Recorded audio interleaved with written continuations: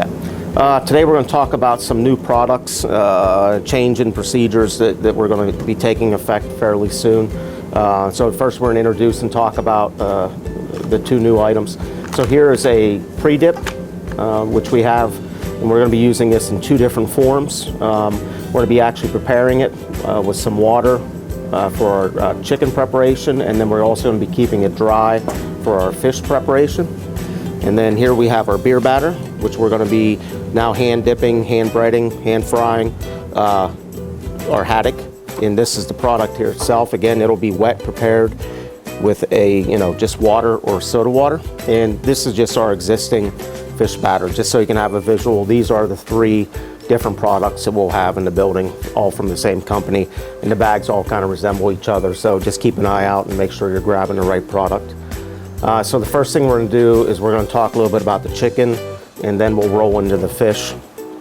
So this pre-dip, again, for the chicken will be prepared wet. And the idea is that this just takes place, this is taking place in the water. So what that does, it's going to introduce a little bit of additional flavor. In theory, it actually helps with tenderizing. That's kind of could be, it's kind of debatable depending on how long it gets to sit in the actual pre-dip itself. And moisture retention is kind of the big one, because it generates a little bit of a better crust, batter, breading, whatever you want to call it, on the outside of the chicken. So it allows a little bit more of that moisture of the chicken to stay intact. So all you do, there is a recipe included in the procedures and such, which everyone will be getting very soon. So we have our dry mix, water, don't dump it on the table, and just mix it. That's all you do, just till everything's incorporated.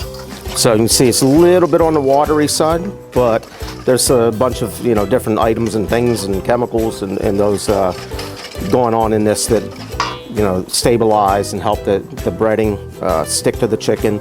Again, help break it down, tenderize it, those kind of things. So simply, other than this being different than the water, everything remains the same as far as the procedure goes. Actually, I take that back. There's no double dipping required anymore. So all we're going to do is go from, obviously, gloved hand. Again, none of those procedures change. Everything remains the same as far as exposing the product into the night, shelf life, all those kind of things. This is the only difference, and no double breading. So chicken just simply goes into that. You don't have to be delicate with this. It just goes right into the breading. And that's it. It's good to go. We'll do a couple pieces here. Cooking temperature, doneness, all those things remain the same. And we're just going to go into the fryer, 350 degrees, approximately 5 minutes cooking time, 165 degrees, lower into the basket. So after you have the pre-dip made, as it sits, you'll see that it does solids begin to separate. So all that means is you occasionally, you can use a gloved hand.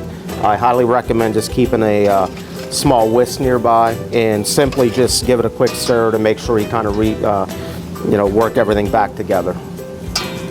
So here we have finished product. So we did a couple, so we can eat for lunch later on.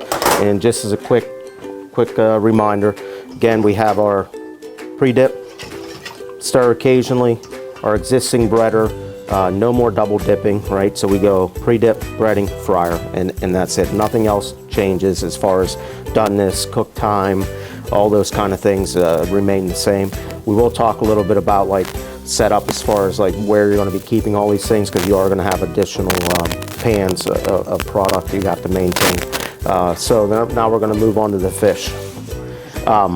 Okay, so the next thing, which is without a doubt the largest change, the biggest change, it's going to have the biggest effect on the kitchen and the fryers, and our guests, by the way, is we're going to actually be hand battering our haddock. Okay, so there's a couple things. This is a little more intricate than the chicken, I guess. So we have our pre-dip that we use for the chicken, except this is going to be kept dry, right? So the chicken is wet dry, this is dry wet. And the pre-dip is always going to be first, whether it's wet or dry form. Just remember that. Then we have our batter, again, recipe included. simply water, soda water. Soda water works amazing. Just make sure the water is extraordinarily cold. Cold's always good because it actually helps decrease the development of gluten in the product. So again, simply add and whisk. I'll try not to make a mess this time. Make sure it's fully incorporated.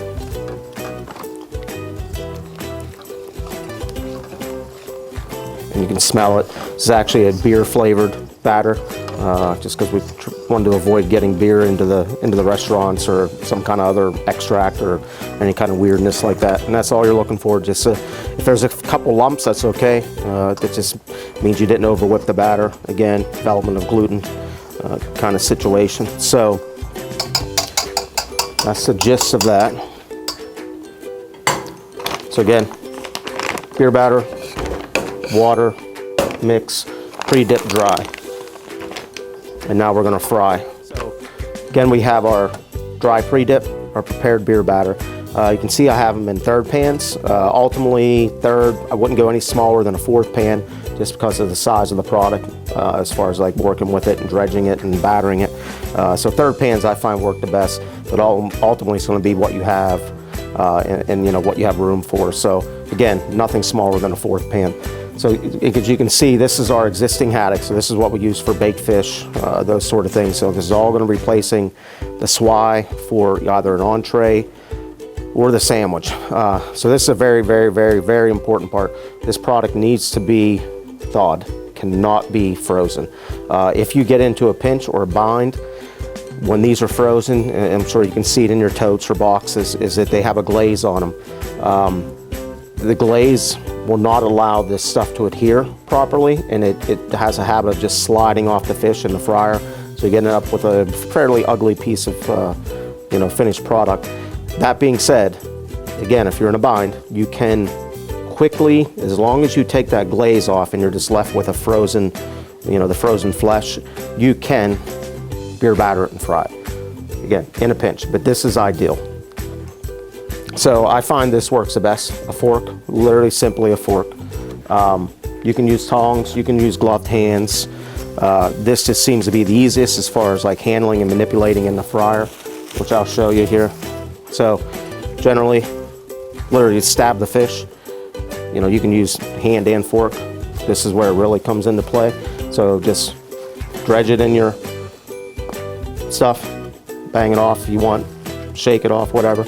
Right, so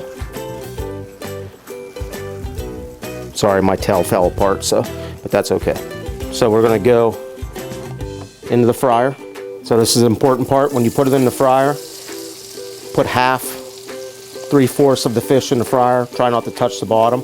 Slowly add it in. Takes about 3 or 4 seconds, and it'll come right off the fork.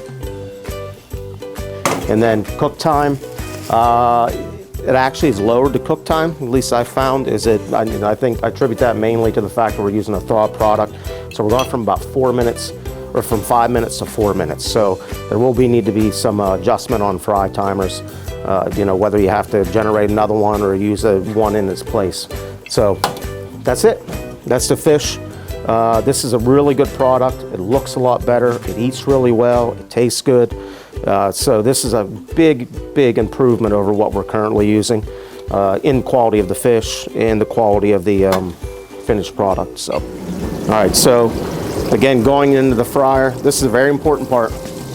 Don't put the fish, don't drop it. It will stick to the bottom of the basket and you'll never get it off.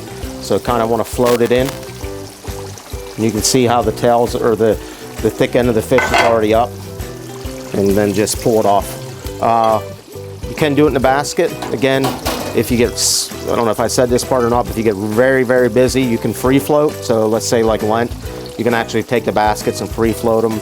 The only trick with that is you have to really remember, what order, when the first piece of fish went in.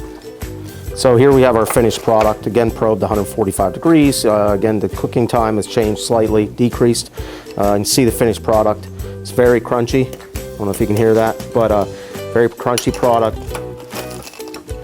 Fish remains moist and intact. It's an absolutely huge improvement.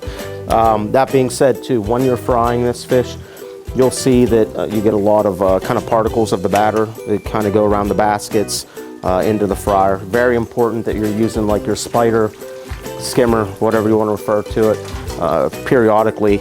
Very important, probably more important than it has in the past, to remove those particles so it doesn't break down the oil, impart bad flavor, those kind of things. So there's going to be a little bit of maintenance on the oil. Most likely it'll shorten the oil life just a little bit, but if we maintain it and clean it often, you know, bang the baskets, get that residual stuff off the edges, we will be, you know, again, it'll be a win. And also the other thing, kind of important, it's going to change a little bit, is you're going to have a little bit of a different setup as far as your ice bath. Again, none of those things change, so you still need an ice bath. Still dispose of the product at the end of the night, you know, so basically almost a 0-day shelf life, if you will. Your setup is going to depending on what pans you have available, how much space you have available, what size cart you have available, all those kind of things. So here you can see I have 4th pans, excuse me, quarter pans and 6 pans. So I would highly recommend, if you do this kind of setup in a tote, obviously chicken, so you'd have your wet pre-dip, your dry chicken breader, then you'd have your dry pre-dip in your beer batter, or maybe reverse. Just very important you don't cross-contaminate. Chicken needs to stay with chicken, fish needs to stay with fish, ice as needed, replenish these products as needed. If you want, you could also use a hotel pan, you know, in those sort of things, or 2 separate totes if you really are worried about it. On a cart, fish on top, chicken on the bottom would be the safest thing.